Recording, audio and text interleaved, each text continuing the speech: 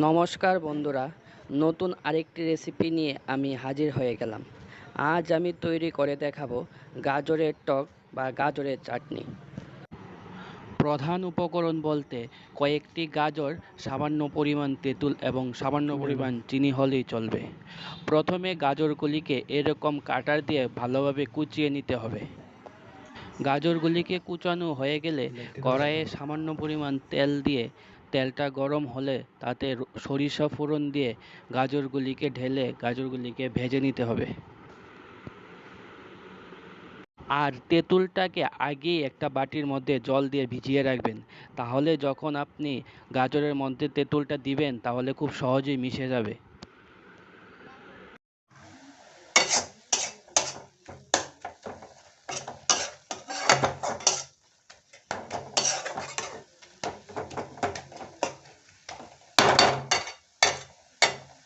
যখন বুঝতে পারবেন যে গাজরগুলি ভাজা হয়ে গেছে, তখন গাজরের মধ্যে পরিমাণ মতো জল এবং ভেজানো তেঁতুল এবং পরিমাণ মতো চিনি দিয়ে ভালোভাবে মিশিয়ে নেবেন।